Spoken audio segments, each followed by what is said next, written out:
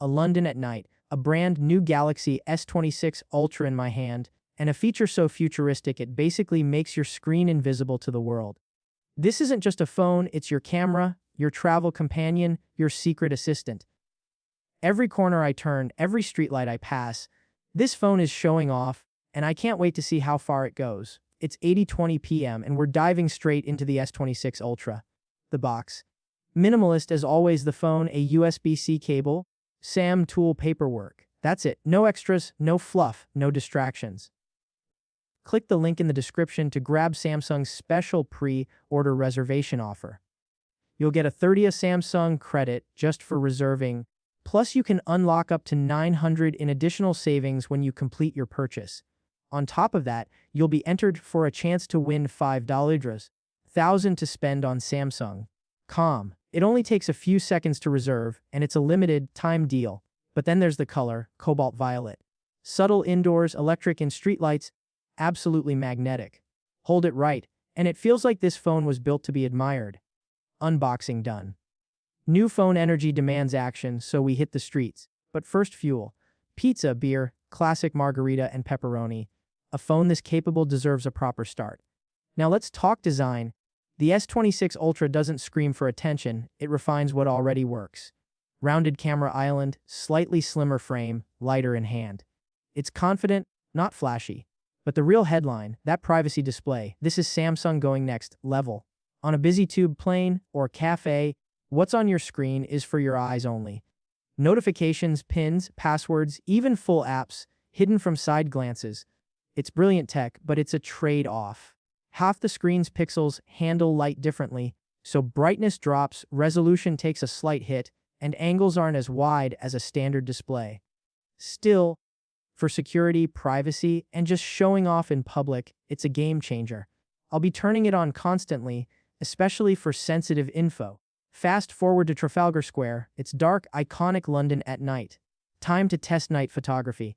Highlights, controlled, street lamps, less bloom, motion, mixed results. Some shots razor sharp, others slightly blurry. Night photography isn't perfect yet, but Samsung's low light improvements are noticeable. Portrait mode stands out too, faces and textures pop with detail, sometimes almost too much. Oversharpened, maybe. But impressive nonetheless. Hardware highlights, wider apertures on the 200MP main camera and 5x telephoto, more light in, brighter, better low light shots. The 3x telephoto is updated but still a small sensor compared to competitors. Zoom, classic Samsung wonks 3x, 5x, 10x, even 30x. Push it.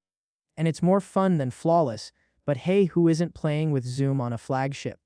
Creators will love log video. You can now apply LOS directly on the phone before exporting. That makes your footage look cinematic, not just shot on a phone. Front camera log video. Check.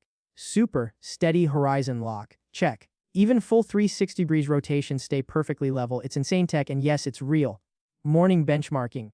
Snapdragon 8 Gen 5 for Galaxy. Longest chip name in history. Modest gains in real-world performance. Single core, multi-core. GPU stress tests slightly higher. Faster. Definitely. Game-changing, not day to day. Camera bump. Still wobbles on a table.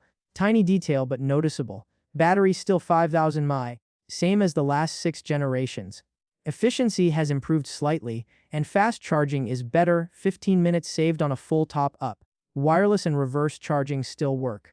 But compared to some rivals pushing crazy 2-day batteries, this is still conservative.